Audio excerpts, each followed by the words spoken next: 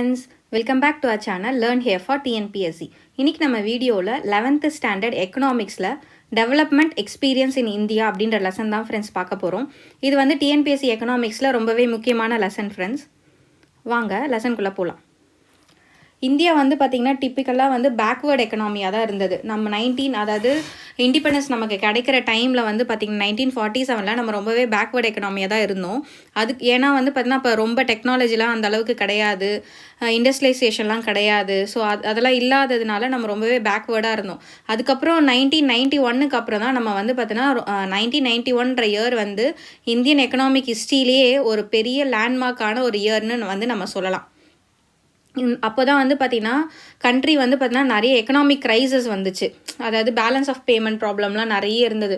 நிறைய நம்ம world bank கிட்டேருந்து கண்ட்ரிஸ் கிட்ட இருந்தால் நம்ம நிறைய கடன் வாங்கியிருந்தோம். அதெல்லாம் நம்மளால் திரும்ப செலுத்த முடியாத ஒரு சூழ்நிலையில் வந்து நம்ம இருந்தோம். அதுதான் பேலன்ஸ் ஆஃப் பேமெண்ட்னா என்னது, நம்ம எவ்வளோ பேமெண்ட் பண்ணமோ அது பேலன்ஸ் வச்சுருக்கோன்றதை தான் நம்ம பேலன்ஸ் ஆஃப் பேமெண்ட்டுன்னு சொல்கிறோம்.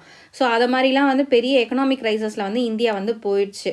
ஸோ அதிலேருந்து நம்ம வந்து பார்த்தோன்னா மீண்டு வர்றதுக்காக தான் வந்து நம்ம நிறைய ஸ்ட்ரக்சரல் ரிஃபார்ம்ஸ்லாம் வந்து கொண்டு வந்தோம். ஸோ அதை மாதிரி நிறைய பாலிசிஸ்லாம் போட்டோம். இண்டஸ்ட்ரீஸில், ட்ரேடில், அக்ரிகல்ச்சரில் அது மாதிரிலாம் நிறைய பாலிசிஸ் போட்டோம். ஸோ அதை பற்றி தான் நம்ம வந்து இப்போ இந்த லெசனில் வந்து பார்க்க போகிறோம். அடுத்து 1991 வந்து பார்த்திங்கன்னா liberalisation, privatisation and globalisation LPG பாலிசியை வந்து கொண்டு வந்தாங்க. யாருன்னு பார்த்தீங்கன்னா அப்போதைய பொருளாதார நிபுணரான நம்ம மன்மோகன் சிங் அப்படின்றவர் தான் வந்து பார்த்திங்கன்னா இந்த லிபரலைசேஷன், ப்ரைவேட்டைசேஷன், குளோபலைசேஷன்ற கான்செப்டை இந்தியாவுக்கு வந்து பார்த்திங்கன்னா கொண்டு வந்திருப்பாரு. ஸோ நம்ம இந்தியாவோட வளர்ச்சி இந்த அளவுக்கு நம்ம வளர்ச்சி அடைஞ்சிருக்கோம் அப்படின்னா அதுக்கு அவரோட பங்கு வந்து பார்த்திங்கன்னா ரொம்பவே வந்து பெரிய பங்காக இருக்கும். அவர் தான் இந்த கான்செப்டே நம்ம இந்தியாவுக்கு வந்து கொண்டு வந்திருப்பாரு. லிபரலைசேஷன் அப்படின்னா என்னன்னா ரிலாக்ஸேஷன். நம்ம லிபரல்னா என்ன சொல்லுவோம், ரொம்ப லிபரலாக இருப்பாங்கப்பா இந்த டீச்சரு அப்படின்னு சொல்லுவோம் இல்லையா. கரெக்ஷன் ரொம்ப லிபரலாக பண்ணுறாங்க அப்படின்னா என்ன, ரொம்ப ஸ்ட்ரிக்டாக இல்லாமல் ரிலாக்ஸ் பண்ணிடுறது. ஸோ அதை தான் நம்ம லிபரலைசேஷன் சொல்லுவோம். Removal of relaxation of governmental restrictions in all stages of industries. அதாவது எல்லா ஸ்டேஜஸுமே ஒரு இண்டஸ்ட்ரி ஸ்டார்ட் பண்ணணும்னா அதுக்கு ஆனால் அந்த ரூல்ஸ் அண்ட் ரெகுலேஷன்ஸ்லாம் போடுவாங்க இல்லையா, அதெல்லாம் ரொம்ப ஸ்ட்ரிக்டாக இல்லாமல் கொஞ்சம் ரிலாக்ஸ் பண்ணுறாங்க. அதை தான் நம்ம லிபரலைசேஷன் சொல்கிறோம். அது மாதிரி என்னென்ன ரிலாக்ஸேஷன்ஸ் பார்த்தா டீலைசன்சிங்கு, டீகண்ட்ரோல், டீரெகுலேஷன், சப்சைடிஸ், அதை இன்சென்டிவ்ஸு, இதிலலாம் வந்து பார்த்திங்கன்னா ரொம்பவே லிபரலாக இருக்கிறது. அடுத்து ப்ரைவேட்டைசேஷன் என்னென்னா ஓனர்ஷிப்பை வந்து ட்ரான்ஸ்ஃபர் பண்ணுறது. அதாவது பப்ளிக் செக்டார் கையிலேருந்து, அதாவது பப்ளிக் செக்டார்னால் நம்ம கவர்மெண்ட் கையிலேருந்து ப்ரைவேட் கிட்ட வந்து கொடுத்துறது. அதை தான் நம்ம ப்ரைவேட்டைசேஷன்னு சொல்கிறோம். Denationalisation, disinvestment and opening exclusive public sector enterprises to private sector, இதெல்லாம் தான் வந்து ப்ரைவேட்டைசேஷன் வரதுக்கான காரணமாக இருந்தது. அடுத்து குளோபலைசேஷனா என்னன்னு பார்த்தீங்கன்னா integration of domestic economy with the rest of the world. நம்ம இந்தியன் எக்கனாமி வந்து பார்த்திங்கன்னா வேர்ல்டில் இருக்க மற்ற கண்ட்ரீஸோட இம்போர்ட் எக்ஸ்போர்ட்லாம் பண்ணுறதுக்கு பெர்மிஷன் கொடுக்கறதா வந்து குளோபலைசேஷன். மற்ற கண்ட்ரியோடவும் நம்ம வந்து என்ன பண்ணணும், சேர்ந்து நம்ம கண்ட்ரியோட எக்கனாமியை வந்து டெவலப் பண்ணுறது. அதாவது ஃபாரின் டைரக்ட் இன்வெஸ்ட்மெண்ட்டுக்கெலாம் வந்து இங்கே வந்து என்ன பண்ணாங்க, அலோவ் பண்ணாங்க. அதே மாதிரி ஃபாரின் போர்ட்ஃபோலியோ இன்வெஸ்ட்மெண்ட்டுக்கெலாம் வந்து இங்கே அலோவ் பண்ணாங்க. 1991 முன்னாடிலாம் வந்து பார்த்திங்கன்னா நம்ம வெறும் இந்தியன் கம்பெனிஸ் மட்டும் தான் இந்தியாவில் வந்து இருக்கும். ஃபாரின் கம்பெனிஸ்லாம் வந்து பார்த்திங்கன்னா இந்தியாவுக்குள்ளே இருக்காது. இப்போ நம்ம மெக்டி அது மாதிரிலாம் ஃபாரின் கம்பெனிஸ்லாம் இருக்குது பார்த்திங்களா, அதெல்லாம் 1991 அப்புறம் தான் இந்தியாவுக்குள்ளே வந்து கால் எடுத்து வச்சாங்க. அதான் நம்ம குளோபலைசேஷன். அதாவது வெளிநாட்டு கம்பெனிங்களும் வந்து இந்தியாவுக்குள்ளே வந்து அவங்க இன்வெஸ்ட் பண்ணி இங்கே அவங்களும் சம்பாதிக்கலாம். ஸோ அவங்க மூலயமா நம்மளுக்கும் வந்து இன்கம் வந்து ஜென்ரேட் ஆகும். அடுத்து இந்த எல்பிஜிக்கு ஃபேவராக என்னென்ன இருக்குது அப்படின்னு பார்த்திங்கன்னா லிபரலைசேஷன் வந்து பார்த்திங்கன்னா நிறைய லைசன்சிங் பாலிசியை வந்து நமக்கு குறைச்சிருக்கு. அதனால வந்து என்ன ஆகுதுன்னா எக்கனாமி வந்து பார்த்திங்கன்னா க்ரோத் ஆகுதுன்னு சொல்கிறாங்க. ப்ரைவேட்டைசேஷன் என்ன பண்ணுதுன்னா, இதுக்கு முன்னாடி ஒரு பிலீஃப் இருந்தது, ஒரு இது இருந்தது. அது என்னென்னா ப்ரைவேட் செக்டாருக்கு வந்து நிறைய நீங்கள் ஆப்பர்ச்சுனிட்டிஸ் கொடுக்கல மணி ஏர்ன் பண்ணுறதுக்கு அப்படின்ற மாதிரி. ஸோ ப்ரைவேட்டைசேஷன் பண்ணிட்டதுனால ஸோ அந்த இதுவும் வந்து நமக்கு இப்போது பூர்த்தி ஆகிடுச்சு. அடுத்து குளோபலைசேஷன் வந்து பார்த்திங்கன்னா நிறைய டெவலப்டு கண்ட்ரீஸ் கிட்ட வந்து பார்த்திங்கன்னா எக்ஸஸாக மணி இருக்கும், அது எங்கே போய் இன்வெஸ்ட் பண்ணுறதுன்னு தெரியாமல் இருக்கும். ஸோ அதை மாதிரி டெவலப்டு நேஷன்ஸ்லாம் வந்து பார்த்திங்கன்னா நம்மள மாதிரி டெவலப்பிங் கண்ட்ரீஸ் மேலே இன்வெஸ்ட் பண்ணும்போது அவங்களும் டெவலப் ஆவாங்க. ஸோ சைட் பை சைட் நம்மளும் வந்து பார்த்திங்கன்னா டெவலப் ஆகலாம். அதே மாதிரி அப்சல்யூட் அவுடேட்டட் டெக்னாலஜி டெவலப்டு கண்ட்ரீஸில் இருக்க அவுடேட்டட் டெக்னாலஜிலாம் வந்து அவங்க வந்து நம்மள மாதிரி இல்லை, ஒரு போர் ஆர் அண்டர் டெவலப் கண்ட்ரீஸ்க்கு வந்து சோல்வ் பண்ணிடுவாங்க. அடுத்து ஆகுமெண்ட் அகெயின்ஸ்ட் எல்பிஜி. இந்த எல்பிஜிக்கு அகெயின்ஸ்டாக என்னென்ன சொல்லலாம் அப்படின்னு பார்த்தீங்கன்னா, லிபரலைசேஷன் வந்து பார்த்திங்கன்னா அதாவது unrestricted entry of foreign companies in domestic economy. நம்ம டொமஸ்டிக் எக்கனாமிக்குள்ளே ஒரு ரெஸ்ட்ரிக்ஷன்ஸே இல்லாமல் கம்பெனிஸ்லாம் வந்து நம்ம ஊரில் வந்து கடை வைக்கிற மாதிரி ஆகிப்போச்சு. அதே மாதிரி நம்மளோட லோக்கல் மேனுஃபேக்சர்லாம் வந்து இதனால் என்ன பண்ணாங்க, ரொம்பவே அஃபெக்ட் ஆனாங்க. ஏன்னா இப்போது நம்ம சைனாலேருந்து ஒரு ப்ராடக்ட், ஒரு பொம்மை வந்து இப்போ நம்மளே மரப்பாச்சி பொம்மை செஞ்சு விளையாடுவோம், அது வந்து நம்ம லோக்கல் மேனுஃபேக்சர் பண்ணுறது. இதே நம்ம என்ன பண்ணிட்டோம், இந்த மாதிரி லிபரலைசேஷன் பண்ணதுனால வெளிநாட்டு கம்பெனி வந்து இங்கே என்ன பண்ணுறான், கடையை ஓப்பன் பண்ணிவிட்டு அவன் வந்து ரொம்பவே கம்மியான காசில் நமக்கு அதே மாதிரி பொம்மையை வந்து செஞ்சு வந்து நமக்கு கொடுத்துட்றான். ஸோ நம்ம என்ன பண்ணுறோம், நம்ம ஊர்லேயே ரெடி பண்ண பொம்மையை வாங்காமல் வெளிநாட்டு கம்பெனிக்காரன் ரெடி பண்ணுற பொம்மையை வந்து வாங்குகிறோம். ஸோ இது வந்து நம்ம லோக்கல் மேனுஃபேக்சரை வந்து ரொம்பவே அஃபெக்ட் பண்ணுது அப்படின்னு சொல்கிறாங்க. ப்ரைவேட்டைசேஷனால் என்ன ஆகுது அப்படின்னு பார்த்தீங்கன்னா, மோனோபோலி பவர்னால் ஒருத்தர் கையிலேயே தான் வந்து எல்லா பவருமே வந்து போகிறது தான் வந்து நம்ம மோனோபோலி பவர்னு சொல்கிறோம். அதாவது வெறும் பவர்ஃபுல் பீப்புள் மட்டும் தான் இந்த பிஸ்னஸ் மார்க்கெட்டில் வந்து சஸ்டெயின் பண்ண முடியுது அப்படின்னு வந்து சொல்கிறாங்க. அதுக்கடுத்து பார்த்திங்கன்னா குளோபலைசேஷன் என்ன ஆகுதுன்னா, இது வந்து எல்லா எக்கனாமியும், வேர்ல்டில் இருக்க எல்லா எக்கனாமியும் இன்டெகிரேட் பண்ணுது. எல்லாரையுமே வந்து ஒரு அம்பரலா கீழே வந்து கொண்டு வந்துடுது அப்படின்னு வந்து சொல்கிறாங்க. அதே மாதிரி டெவலப்டு கண்ட்ரீஸில் எதாவது ஒரு எக்கனாமிக் க்ரைசஸ், இப்போ யூஎஸ் வந்து பார்த்தீங்கன்னா இந்தியாவில் நிறைய இன்வெஸ்ட் பண்ணியிருக்காங்க அப்படின்னா, யூஎஸில் எதனா ஒரு எக்கனாமிக் க்ரைசஸ் வந்துச்சுன்னா, அங்கே வந்து தட்டுப்பாடு வந்துச்சுன்னா அது நம்ம ஊர்லேயும் வந்து அஃபெக்ட் ஆகுது அப்படின்னு வந்து சொல்கிறாங்க. ஸோ அதனால் இதெல்லாம் வந்து பார்த்தீங்கன்னா குளோபலைசேஷனால் இருக்கிற ஒரு ட்ராபேக்ஸ். இப்போ யூஎஸில் ஏதாவது ஒரு கம்பெனி திவாலாயிடுச்சு, இல்லை ஏதாவது ஒரு பேங்க் திவாலாயிடுச்சுன்னா அங்கே இருக்கிற அந்த கம்பெனியோட பிரான்ச் நம்ம இந்தியாவில் இருக்கோம் இல்லையா, ஸோ அதுவும் வந்து அஃபெக்ட் ஆகுதுனால நம்மளோட எக்கனாமியும் வந்து அஃபெக்ட் ஆகுது இல்லையா, அதுதான் வந்து குளோபலைசேஷனால் வர இம்பேக்ட்ஸ்ன்னு வந்து நம்ம சொல்லலாம். அடுத்து இந்த மேஜர் சேஞ்சஸ் ஆஃப்டர் 1991 அப்புறம் என்னென்ன பெரிய சேஞ்சஸ் நடந்ததுன்னு பார்த்தீங்கன்னா, ஃபாரின் எக்ஸ்சேஞ்ச் ரிசர்வ் வந்து ஸ்டார்டட் ரைசிங். அதாவது 4x ஃபாரின் மணி எக்ஸ்சேஞ்ச் ஆகிறது வந்து அதிகமாக ஆச்சு அப்படின்றாங்க. அடுத்து பாருங்கள், ரேப்பிட் நிறைய இண்டஸ்ட்ரீஸ் வந்து ஸ்டார்ட் பண்ணியிருப்பாங்க. அதே மாதிரி நம்மளோட கன்சப்ஷனும் வந்து பார்த்திங்கன்னா இம்ப்ரூவ் ஆச்சு. இன்ஃப்ராஸ்ட்ரக்சர் ஃபெசிலிட்டிஸ்லாம் வந்து இன்க்ரீஸ் ஆகிருக்கு. எக்ஸ்பிரஸ் ஹைவேஸ் கட்டியிருக்காங்க, மெட்ரோ ரயில்ஸு, ஃப்ளைஓவர்ஸ், ஏர்போர்ட்ஸ் இதெல்லாம் ஸ்டார்ட் பண்ணியிருக்காங்க. ஆனால் வந்து லோக்கல் பீப்புளெலாம் வந்து இதெல்லாம் கட்டுறதுக்காக லோக்கல் பீப்புளெலாம் வந்து என்ன பண்ணியிருக்காங்க, இடத்த வந்து காலி பண்ண சொல்லிட்டு தான் இந்த மாதிரிலாம் வந்து இன்ஃப்ராஸ்ட்ரக்சரை வந்து டெவலப் பண்ணியிருக்காங்க அப்படின்னு வந்து சொல்கிறாங்க. அதே மாதிரி பார்த்திங்கன்னா டெவலப்மெண்ட் வந்து பெனிஃபிட்ஸ் கொடுத்தாலும் ஒரு சில செக்ஷன் ஆஃப் த சொசைட்டி தான் வந்து பெனிஃபிட் ஆகுறாங்க. ஆனால் வந்து பார்த்திங்கன்னா நிறைய பேர் வந்து பார்த்திங்கன்னா இதனால் வந்து அஃபெக்ட் ஆகுறாங்க அப்படின்ற மாதிரி சொல்லியிருப்பாங்க. Poverty, unemployment, discrimination, social exclusion, poor health care, rising inflation, இது மாதிரிலாம் ப்ராப்ளமை வந்து பார்த்திங்கன்னா இன்னமும் கண்டினியூஸாக இருந்துட்டு தான் இருக்குது எக்கனாமிக் ப்ராப்ளம்ஸ்ன்னு சொல்ல வராங்க. அடுத்து டிஸ்இன்வெஸ்ட்மெண்ட் அப்படின்னா என்ன, நம்ம அங்கே பார்த்தோம் இல்லையா, ப்ரைவேட்டைசேஷனில் வந்து டிஸ்இன்வெஸ்ட்மெண்ட் அப்படின்னு சொல்லிட்டு. டிஸ்இன்வெஸ்ட்மெண்ட்னா என்ன அப்படின்னா, selling of government securities of public sector undertakings to other PSUs or private sectors or banks. கவர்மெண்ட்டோட ஷேர்ஸை வந்து பார்த்திங்கன்னா ப்ரைவேட் கிட்ட வித்துறது தான் நம்ம டிஸ்இன்வெஸ்ட்மெண்ட் அப்படின்னு வந்து சொல்லுவோம்.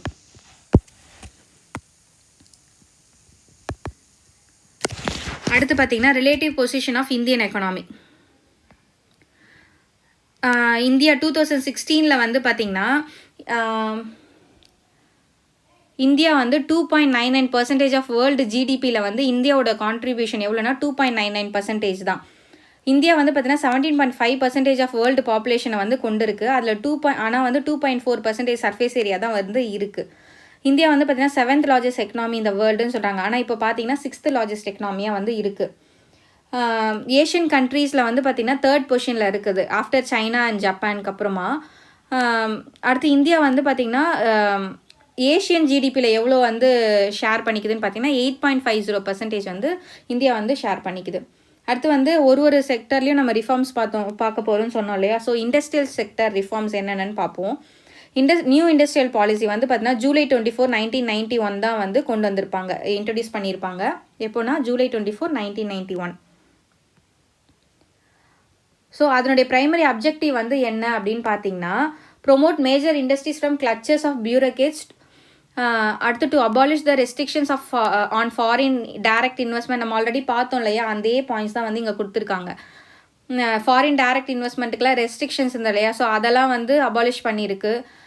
அதுக்கப்புறம் வந்து பார்த்தீங்கன்னா to liberate the indigenous enterprises from the restrictions of MRTP ஆக்ட்னு வந்து பார்த்திங்கன்னா இதுக்கு முன்னாடி நியூ இண்டஸ்ட்ரியல் பாலிசி வரதுக்கு முன்னாடி எம்ஆர்டிபி ஆக்ட் வந்து இருந்தது. ஸோ அந்த ஆக்டையே வந்து டோட்டலாக கேன்சல் பண்ணியிருப்பாங்க. அதே மாதிரி நிறைய எம்ப்ளாய்மெண்ட் வந்து ஆப்பர்ச்சுனிட்டி வந்து ஜென்ரேட் பண்ணுது. அடுத்து இன்டர்நேஷ்னல் லெவலில் நம்ம வந்து காம்படிட் பண்ண முடியுது அப்படின்னு வந்து சொல்கிறாங்க. என்னென்ன இனிஷியேட்டிவ்லாம் வந்து எடுத்திருக்காங்க இந்த important initiatives by the government towards industrial policy என்னென்னு பார்த்தீங்கன்னா, industrial delicensing, dereservation of industrial sector, public sector policies கொண்டு வந்தாங்க. எம்ஆர்டிபி ஆக்ட் அபாலிஷ் பண்ணியிருப்பாங்க. அதே மாதிரி foreign investment policy and foreign technology policy எல்லாம் வந்து கொண்டு வந்திருக்காங்க. இந்த இண்டஸ்ட்ரியல் டீரெகுலேஷன் பற்றி சொல்கிறாங்க பாருங்கள். 1991க்கு முன்னாடி எப்படி இருந்தது, 1991க்கு அப்புறம் எப்படி இருந்ததுன்னு சொல்லிட்டு. இண்டஸ்ட்ரியல் லைசன்சிங் ஃபார் ஆல் 1991க்கு முன்னாடி வந்து பார்த்தீங்கன்னா எல்லா கமாடிட்டிஸுமே இண்டஸ்ட்ரியல் லைசன்ஸ் கொடுத்தாங்க. ஆனால் அப்புறம் வந்து பார்த்திங்கன்னா ஆல்கஹாலுக்கு ட்ரக்ஸுக்கெலாம் வந்து ரெஸ்ட்ரிக்ட் பண்ணிட்டாங்க. ப்ரைவேட் செக்டர்ஸை வந்து நிறைய இண்டஸ்ட்ரீஸில் அலோவ் பண்ணவே இல்லை. ஆனால் இங்கே வந்து ஒன்லி டிஃபென்ஸு, எனர்ஜி, ரயில்வே இது மூணுத்தையும் மட்டும் விட்டுட்டு மற்ற இது மூணுத்தையும் மட்டும் பப்ளிக் செக்டராக வச்சுட்டு மற்ற எல்லாத்தையும் வந்து என்ன பண்ணிட்டாங்க, ப்ரைவேட் கிட்ட வந்து கொடுக்க ஆரம்பிச்சிட்டாங்க. அடுத்து வந்து control and price fixation and distribution, price fix பண்ணுறது, டிஸ்ட்ரிபியூட் பண்ணுறது, இது எல்லாமே கண்ட்ரோலில் இருந்தது. ஆனால் வந்து இதில் வந்து பார்த்தீங்கன்னா மார்க்கெட் கிட்டேயே வந்து கொடுத்துட்டாங்க, நீங்களே ப்ரைஸ் வந்து டிட்டர்மைன் பண்ணிக்கோங்க அப்படின்னு சொல்லிட்டு. இதை தான் வந்து பார்த்திங்கன்னா ஒரு ப்ரீஃபாக வந்து கொடுத்துருப்பாங்க, industrial delicensing policy, dereservation on industrial sectors அப்படின்னு சொல்லிட்டு.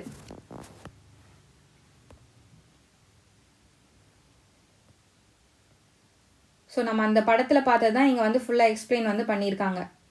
எம்ஆர்டிபி ஆக்ட் வந்து 1969 போட்டாங்க. அதை வந்து பார்த்தீங்கன்னா அதாவது நியூ இண்டஸ்ட்ரியல் பாலிசி 1991 வந்து இந்த 1969 போட்ட MRTP monopoly and restrictive trade practices ஆக்டை வந்து பார்த்தீங்கன்னா அபாலிஷ் பண்ணுச்சு. 2010 வந்து பார்த்தீங்கன்னா காம்படிஷன் கமிஷன் வந்து போட்டிருப்பாங்க. அதுதான் வந்து பார்த்தீங்கன்னா இந்த வாட்ச்டாக் இன் மானிட்டரிங் காம்படிட்டிவ் ப்ராக்டிசஸ் இந்த எக்கனாமி, அதை வந்து கண்காணிக்கிற ஒரு இதுவாக வந்து இருந்திருக்கு. அடுத்து பாருங்கள், ஃபாரின் இன்வெஸ்ட்மெண்ட் பாலிசி, அதான் எஃப்டிஐ, எஃபிஐ நம்ம பார்த்தோம் இல்லையா, ஃபாரின் கம்பெனிஸ் வந்து நம்ம இந்தியாவில் வந்து இன்வெஸ்ட் பண்ணுறது, foreign direct investment, foreign portfolio investment அதெல்லாம். அடுத்து வந்து பார்த்திங்கன்னா ஆட்டோமேட்டிக்காக வந்து பெர்மிஷன், நம்ம வந்து பெருசாக வந்து போயிட்டு எந்த ஒரு ரூல்ஸ் அண்ட் ரெகுலேஷனுமே கிடையாது. ஆட்டோமேட்டிக்காக வந்து ஃபாரின் டைரக்ட் இன்வெஸ்ட்மெண்ட்டுக்குலாம் வந்து பெர்மிஷன் கொடுத்துட்டாங்க. 51% வந்து பார்த்திங்கன்னா ஃபாரின் ஈக்விட்டி இருக்கலாம். அதே மாதிரி இந்த லிமிட் வந்து 74% வரைக்கும் ரைஸ் ஆச்சு. அதுக்கப்புறம் 100% வந்து பார்த்தீங்கன்னா நிறைய இண்டஸ்ட்ரீஸில் வந்து ஃபாரின் கம்பெனி வந்து இன்வெஸ்ட் பண்ணிடுறாங்க. அதே மாதிரி ஃபாரின் இன்வெஸ்ட்மெண்ட் ப்ரொமோஷன் போர்டை வந்து செட்டப் பண்ணுறாங்க. எதுக்குன்னா to negotiate with international film, அதாவது நெகோஷியேட்னா என்ன, பேச்சுவார்த்தை நடத்துறதுக்காக இன்டர்நேஷ்னல் லெவலில் இருக்க கம்பெனிஸ் கிட்ட பேச்சுவார்த்தை நடத்தி நம்ம இந்தியாவுக்கு வந்து ஃபாரின் டைரக்ட் இன்வெஸ்ட்மெண்ட்டை வந்து அப்ரூவ் பண்ணுறதுக்காக கிரியேட் பண்ணப்பட்டது தான் ஃபாரின் இன்வெஸ்ட்மெண்ட் ப்ரொமோஷன் போர்டு. அடுத்து இந்த எல்பிஜினால impact of LPG on agriculture sector reforms, என்னென்ன அக்ரிகல்ச்சர் செக்டர் ரிஃபார்ம்ஸில் வந்து இம்பேக்ட் பண்ணுச்சு அப்படின்னு வந்து பார்க்கலாம். நிறைய என்ன பண்ணாங்க, விவசாயிங்க எல்லாமே வந்து பார்த்தீங்கன்னா கேஷ் கிராப் கல்டிவேஷனுக்கு வந்து மாற ஆரம்பிச்சிட்டாங்க. நெல் அது மாதிரி தானியெல்லாம் பயிர் வைக்கிறத விட கேஷ் கிராப்ஸான இந்த காட்டன், டொபாக்கோ இதெல்லாம் வந்து பயிர் வைக்க வந்து ஆரம்பிச்சிட்டாங்க. அடுத்து கிராப் இன்சூரன்ஸ் வந்து கொடுக்க ஆரம்பித்தாங்க. நிறைய இந்த ட்ரஃப் வருது, பஞ்சம், அது மழை இல்லை, அது மாதிரிலாம் காரணத்தினால வந்து பார்த்திங்கன்னா ஃபார்மர்ஸ் அதிலருந்துலாம் ஃபார்மர்ஸை ப்ரொடெக்ட் பண்ணுறதுக்காகவும், அதே மாதிரி புயல் வெள்ளத்துலலாம் வந்து பயிரெலாம் நாசமாயிடுது இல்லையா, ஸோ அதிலலாம் வந்து அவங்களுக்கு லாஸ் ஆகுறதுனால நெக்ஸ்ட்டு சீசனுக்கு அவங்க பயிர் வைக்கிறதுக்கு வந்து காசு வேணும் இல்லையா, ஸோ அதுக்கெலாம் வந்து இது பண்ணுறதுக்காக தான் இந்த கிராப் இன்சூரன்ஸை வந்து கொண்டு வந்திருப்பாங்க. பிரதான் மந்திரி ஃபசல் பீமா யோஜனா, அதை தான் வந்து பிரைம் மினிஸ்டர்ஸ் கிராப் இன்சூரன்ஸ் ஸ்கீம்னு சொல்லுவாங்க. அது எப்போ லான்ச் பண்ணாங்கன்னா 18 February 2016 வந்து லான்ச் பண்ணியிருப்பாங்க. அது வந்து பார்த்தோன்னா என்னென்ன கொடுக்குறாங்க அப்படின்னு பாருங்கள். 2% காரிஃபு, ராபி இதெல்லாம் வந்து பார்த்தீங்கன்னா சீசன் நேம், காரிஃப் சீசனில் வரைகிறதுக்கு வந்து 2% கொடுக்குறாங்க ப்ரீமியம். அதே மாதிரி ராபி கிராப்ஸுக்கு வந்து 1.5% கொடுக்குறாங்க. இதெல்லாமே ஆனுவல் தான். அண்ட் கமர்ஷியல் அண்ட் ஹார்டிகல்ச்சர் கிராப்ஸுக்கு வந்து பார்த்தீங்கன்னா 5% வந்து ப்ரீமியம் வந்து கொடுக்குறாங்க. அடுத்து கோல்டு ஸ்டோரேஜ், இந்தியா வந்து பார்த்தோன்னா ஃப்ரூட்ஸ் ப்ரொடக்ஷனில் ரொம்பவே largest producer of fruits and second largest producer of vegetables. World லெவலில் நம்ம தான் second largest producer of vegetables. ஃப்ரூட்ஸில் வந்து பார்த்திங்கன்னா ஃபஸ்ட்டு. ஸோ இந்த ஃப்ரூட்ஸ் அண்ட் வெஜிடபிள்லாம் சீக்கிரமாக கெட்டு போயிடும் இல்லையா, அதனால கோல்டு ஸ்டோரேஜ் நம்ம ஃப்ரீசரில் வச்சு அதை மெயின்டைன் பண்ணோம் இல்லையா, ஸோ அதுதான் இந்த கோல்டு ஸ்டோரேஜ்னு சொல்லுவாங்க. அபவுட் 20 to 25% வந்து ப்ரொடக்ஷன் வந்து இது மாதிரி வேஸ்ட் ஆகுது. அதனால போடப்பட்டது தான் cold storage order 1964 under the section 3 of essential commodities act 1995 வந்து போட்டிருப்பாங்க. அடுத்து போஸ்ட் ஹார்வெஸ்ட் மெஷர். போஸ்ட் ஹார்வெஸ்ட்க்கு அப்புறம் நிறைய லாஸஸ் நடக்கும் இல்லையா, ஸோ அதுக்கான போடப்பட்டது தான் இந்த போஸ்ட் ஹார்வெஸ்ட் மெஷர்ஸ்.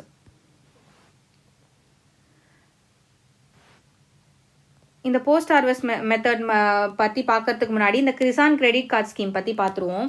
இந்த கேசிசி வந்து பார்த்திங்கன்னா எதுக்கு முக்கியமான இதனுடைய எய்ம் என்னென்னா, enabling farmers to have quick and timely access to affordable credit கார்டாகவே என்ன நமக்கு தேவையான டைமில் நமக்கு காசு வேணும் இல்லையா, ஸோ அதுக்காக யூஸ் பண்ணுறது இந்த கிரெடிட் கார்டு.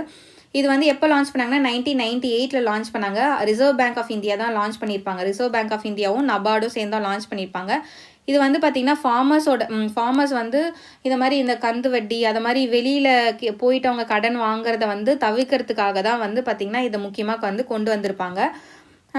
அதுக்கப்புறம் பார்த்திங்கன்னா இது வந்து இது யாரெல்லாம் கொடுக்குறாங்கன்னா கோஆப்ரேட்டிவ் பேங்க்ஸ் கொடுக்குறாங்க, ரீஜனல் ரூரல் பேங்க்ஸ் ஆர்ஆர்பிஸ் அவங்க கொடுக்குறாங்க, பப்ளிக் செக்டர் பேங்க்ஸ் எல்லாமே வந்து கொடுக்குறாங்க. இதை பார்த்துட்டு இதை வந்து என்ன சொல்கிறாங்கன்னா ஸ்மார்ட் கம் டெபிட் கார்டாகவும் நம்ம கன்வெர்ட் பண்ணிக்கலாம் அப்படின்னு சொல்லிட்டு கவர்மெண்ட் வந்து அட்வைஸ் கொடுத்துருக்கு. இந்த நம்ம இதுக்கு முன்னாடி பார்த்தோம் இல்லையா,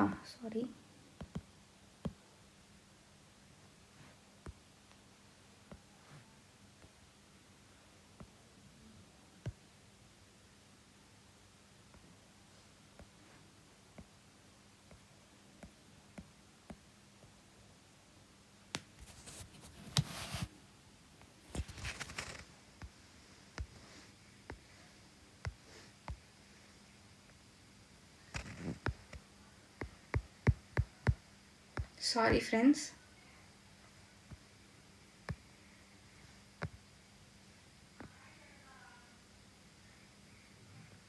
அக்ரிகல்ச்சர் ப்ரொடியூஸ் மார்க்கெட் கமிட்டி, ஏபிஎம்சின்னு சொல்லுவாங்க. அக்ரிகல்ச்சர் ப்ரொடியூஸ் மார்க்கெட் கமிட்டி என்ன அது எதுன்னு பார்த்தீங்கன்னா ஸ்டேட் கவர்மெண்ட் தான் இதை வந்து கான்ஸ்டியூட் பண்ணுது. எதுக்குன்னு பார்த்தோன்னா in order to trade in agriculture and horticulture or livestock products. Agriculture horticulture livestock ப்ராடக்ட்லாம் ட்ரேட் பண்ணுறதுக்காக ஸ்டார்ட் பண்ணதான் இந்த அக்ரிகல்ச்சர் ப்ரொடியூஸ் மார்க்கெட் கமிட்டின்னு சொல்லுவாங்க. இதனுடைய ஃபங்க்ஷன்ஸ் என்னென்னு பார்த்தீங்கன்னா பப்ளிக் ப்ரைவேட் பார்ட்னர்ஷிப்பை வந்து ப்ரொமோட் பண்ணுறதுக்காகவும், market led extension services to the farmers அதுக்காகவும், டிரான்ஸ்பரன்சி ப்ரைசிங் சிஸ்டமில் வந்து டிரான்ஸ்பரன்சி இருக்கணும். அதுக்கப்புறம் வந்து பார்த்திங்கன்னா payment to the farmers for sale of agriculture products ensure பண்ணணும். கண்டிப்பாக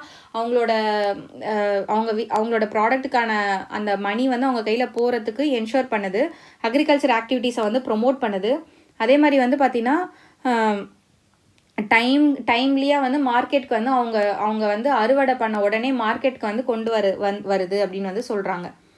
அடுத்து அக்ரேரியன் கிரைசிஸ் ஆஃப்டர் ரிஃபார்ம்ஸ். இதனால் என்னென்னலாம் வந்து அக்ரேரியன் கிரைசிஸ் வீழ்ச்சி நடந்ததுன்னு பார்த்தீங்கன்னா இன்புட் காஸ்ட் வந்து அதிகமாகிடுச்சு. ஏன்னா வந்து ஃபார்மர்ஸ் வந்து பார்த்தீங்கன்னா பிக்கஸ்ட் இன்புட்டே ஃபார்மர்ஸ்க்கு வந்து சீடு தான், சரியா.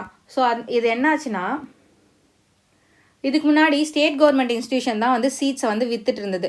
இப்போ இந்த லிபரைசேஷன் வந்ததுக்கப்புறமா இது வந்து குளோபல் லெவலுக்கு வந்து அக்ரிகல்ச்சர் பிஸ்னஸாக வந்து ஆயிடுச்சு. ஸோ அதனால் ஸ்டேட் கவர்மெண்ட் இன்ஸ்டியூஷன்ஸ் எல்லாம் வந்து க்ளோஸ் டவுன் பண்ணிட்டாங்க. 2003 ஸ்டேட் கவர்மெண்ட் இன்ஸ்டியூஷன்லாம் க்ளோஸ் பண்ணிட்டாங்க.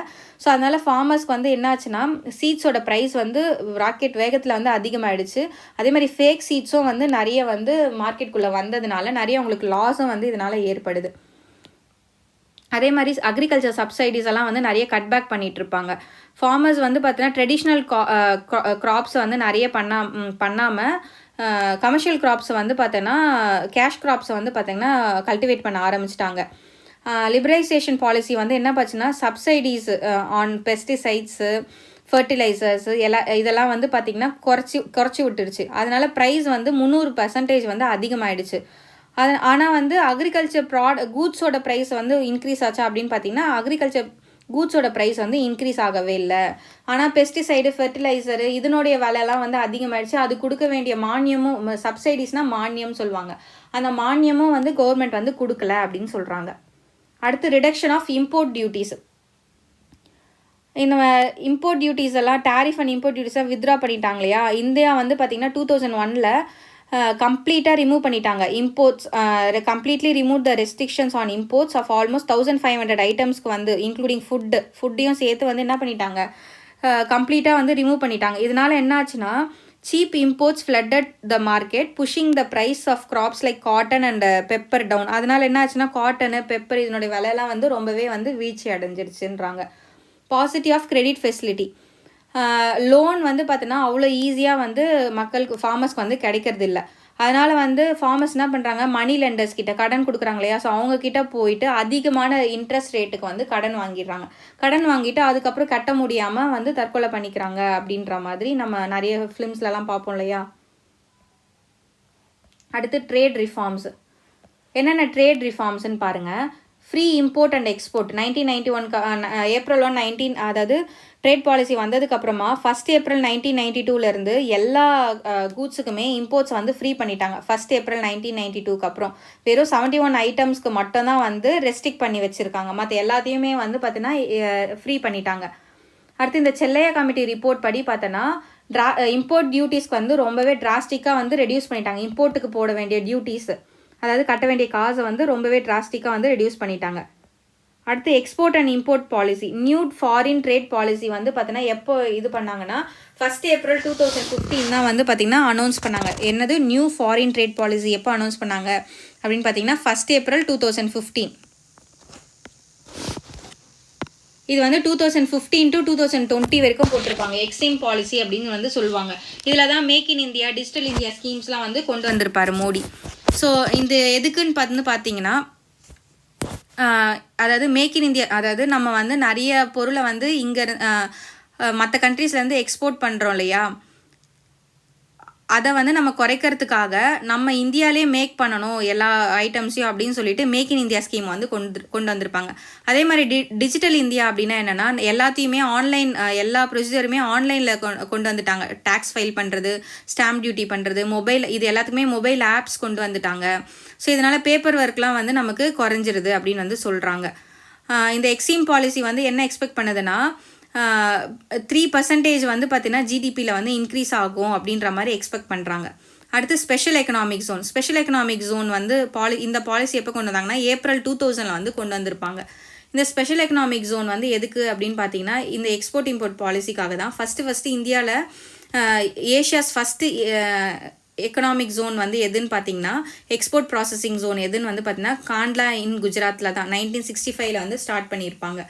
இந்த செஸ்ஸோட மெயின் அப்ஜெக்டிவ் என்னென்னா ஃபாரின் இன்வெஸ்ட்மெண்ட்டை வந்து என்ஹான்ஸ் பண்ணணும். நிறைய ஃபாரின் கண்ட்ரிஸ் வந்து இங்கே வந்து இன்வெஸ்ட் பண்ணணும், அதுக்காக தான். ஸோ அவங்களுக்கான ஸ்பேஸை நம்ம க்ரியேட் பண்ணி கொடுக்கணும் இல்லையா. இப்போ நம்ம ஃபார் எக்ஸாம்பிள் செஸ்னால் ஒன்றும் கிடையாது, நம்ம மெப்ஸு அதெல்லாம் சென்னையில் பார்ப்போம் இல்லையா, தாம்பரமில் மெப்ஸு, அதே மாதிரி ஒரகடம்பில் நிறைய இது மாதிரி செஸ் அதெல்லாம் நிறைய இருக்குது. ஸோ அதை தான் வந்து நம்ம கவர்மெண்ட்டே ஒரு ஏரியாவை வந்து ஃப்ரீ பண்ணி கம்பெனி ஸ்டார்ட் பண்ண விடுறதான் இந்த செஸ்ன்னு வந்து நம்ம சொல்லுவோம்.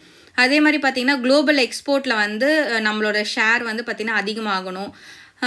அதே மாதிரி நிறைய எம்ப்ளாய்மெண்ட் ஆப்பர்ச்சுனிட்டி. ஸோ நம்ம ஊரில் வந்து கம்பெனி ஸ்டார்ட் பண்ணாங்கன்னா நிறைய வேலை வாய்ப்பு நமக்கு கிடைக்கும் இல்லையா. ஸோ அதுக்காக எம்ப்ளாய்மெண்ட் ஆப்பர்ச்சுனிட்டி க்ரியேட் பண்ணுறதுக்காக, அதே மாதிரி இன்ஃப்ராஸ்ட்ரக்சர் ஃபெசிலிட்டியை வந்து டெவலப் பண்ணுறதுக்காக, அதே மாதிரி டெக்னாலஜியை வந்து எக்ஸ்சேஞ்ச் பண்ணிக்கிறாங்க. இப்போ ஃபாரின் கண்ட்ரிஸ் இங்கே வந்து கம்பெனி ஸ்டார்ட் பண்ணும்போது ஃபாரினில் இருக்கிற டெக்னாலஜியை நம்ம ஊரில் வந்து கொண்டு வருவோம் இல்லையா. ஸோ அதுக்காக. அதே மாதிரி கேரக்டரிஸ்டிக்ஸ் ஆஃப் செஸ்னால் என்னென்னா ஜாகிரபிக்கலாக வந்து பார்த்தோன்னா இந்த ஏரியா வந்து ஃபிசிக்கல் செக்யூரிட்டியோடு இருக்கணும். அதே மாதிரி வந்து ஒரு சிங்கிள் பாடி ஒரு அத்தாரிட்டி தான் இதை வந்து அட்மினிஸ்டர் பண்ணணும். நிறைய ஸ்ட்ரீம்லைன்டு ப்ரொசீஜர்ஸ் வந்து இருக்கும். இதுக்குன்னு தனியாக ஒரு செப்பரேட் கஸ்டம், நீங்கள் வந்து சென்னையில் இருக்க மெப்ஸ் வந்து நீங்கள் ஞாபகம் வச்சுக்கலாம். செப்பரேட் கஸ்டம் ஏரியா வந்து இதுக்கு இருக்கும். இது வந்து யார் கவர்ன் பண்ணுவாங்கன்னா பை மோர் லிபரல் எக்கனாமிக்ஸில் நிறைய இதுக்கு வந்து ஸ்ட்ரிக்டான லாஸ்லாம் இல்லாமல் ரொம்ப லிபரலாக இருக்கணும் அப்படின்னு வந்து சொல்கிறாங்க. அதே மாதிரி கவர்மெண்ட் ரூல்ஸ் அண்ட் ரெகுலேஷன்லாம் இவங்க வந்து அக்செப்ட் பண்ணணும் அப்படின்ற மாதிரி கிடையாது. இதனால் வந்து நிறைய என்விரான்மெண்ட் இம்பேக்டும் வந்து பார்த்தோன்னா நடந்திருக்கு அப்படின்னு வந்து சொல்கிறாங்க. அடுத்து பாருங்கள் கூட்ஸ் அண்ட் சர்வீஸ் டேக்ஸ். இந்த கூட்ஸ் அண்ட் சர்வீஸ் டேக்ஸை வந்து நம்ம என்ன சொல்லுவோம் அப்படின்னு பார்த்தீங்கன்னா இது எப்போ இது பண்ணாங்கன்னா இது வந்து 1 பாயிண்ட் டேக்ஸ்ன்னு சொல்லுவாங்க. வேட் வந்து பார்த்தீங்கன்னா மல்டி பாயிண்ட் டேக்ஸ்ன்னு வந்து சொல்லுவாங்க. இது எப்போ வந்து பார்லிமெண்ட்டில் வந்து பாஸ் பண்ணாங்கன்னா 29 மார்ச் 2017 எப்போ நடைமுறைக்கு வந்ததுன்னு பார்த்தீங்கன்னா 1 ஜூலை 2017. இதனுடைய மோட்டோவே என்னன்னு பார்த்தீங்கன்னா one nation one market one tax தான் வந்து இதனுடைய மோட்டோ. ஸோ இந்த அட்வான்டேஜஸ் பாருங்கள். இது வந்து கேஸ்கேடிங் டேக்ஸ் எஃபெக்ட். இப்போ ஒரு கூட்ஸ் நம்ம ரெடி பண்ணணும், ஒரு ப்ராடக்ட் நம்ம ரெடி பண்ணணும்னா ரா மெட்டீரியல்ஸ் அது வாங்க அதுக்கு மேலே ஒரு டேக்ஸ், அப்புறம் ப்ரொடக்ஷன் அப்போ ஒரு டேக்ஸ், அப்புறம் ரீட்டெயிலில் பண்ணும்போது ஒரு டேக்ஸ், அது மாதிரி மல்டி பாயிண்ட் டேக்ஸ்க்கு ஒரு ஸ்டேஜுக்கும் டேக்ஸ் இல்லாமல் மொத்தமாக சேர்த்து போடப்படுற டேக்ஸ் தான் வந்து பார்த்திங்கன்னா இந்த ஜிஎஸ்டி, கூட்ஸ் அண்ட் சர்வீஸ் டேக்ஸ்னு சொல்லுவாங்க. ஸோ இந்த மாதிரி டேக்ஸுக்கு ஒரே விஷயத்துக்கு 2-3 டேக்ஸ் போடுறத வந்து இது அவாய்ட் பண்ணுது. கேஸ்கேடிங்னா அதுதான், மேலும் மேலும் போடுறது தான் கேஸ்கேடிங்னு சொல்லுவாங்க. இது வந்து ஒரு சிங்கிள் பாயிண்ட் டேக்ஸ் தான். அதே மாதிரி பார்த்திங்கன்னா இந்த ஸ்மால் பிஸ்னஸ்க்கும் இதை வந்து இம்ப்ளிமெண்ட் பண்ணுறாங்க. இது வந்து ரொம்பவே சிம்பிள் ப்ரொசீஜர் தான், ரொம்ப காம்ப்ளெக்ஸான ப்ரொசீஜருக்கு வந்து கிடையாது. அதே மாதிரி பார்த்தீங்கன்னா இது வந்து நிறைய அன்ஆர்கனைஸ் செக்டரெல்லாம் வந்து ரெகுலேட் பண்ணுது அப்படின்னு வந்து சொல்கிறாங்க. அடுத்து monetary and financial sector reforms. Monetary and ஃபினான்ஷியல்னாவே நம்ம அந்த பேங்கிங் ரிஃபார்ம்ஸ்னே வந்து சொல்லலாம். நமக்கு வந்து பார்த்திங்கன்னா 12th எக்கனாமியில் பேங்கிங் தனி லெசன் இருக்குது. அதில் நம்ம வந்து பார்த்திங்கன்னா இந்த சிஆர்ஆர், எஸ்எல்ஆர் அதை பற்றிலாம் நம்ம ப்ரீஃபாக பார்ப்போம். ஸோ நான் இப்போ அந்த கான்செப்ட்குள்ளெல்லாம் நான் போகல ஃப்ரெண்ட்ஸ். அந்த லெசன் பார்க்கும்போது நம்ம கிளியராக பார்க்கலாம். இந்த சிஆர்ஆர், எஸ்எல்ஆர்லாம் வந்து ரெடியூஸ் பண்ண சொல்லி நரசிம்மன் கமிட்டி வந்து 1991 வந்து ரிப்போர்ட் கொடுத்துருப்பாங்க. ஸோ அது பிரகாரம் குறைச்சிருப்பாங்க.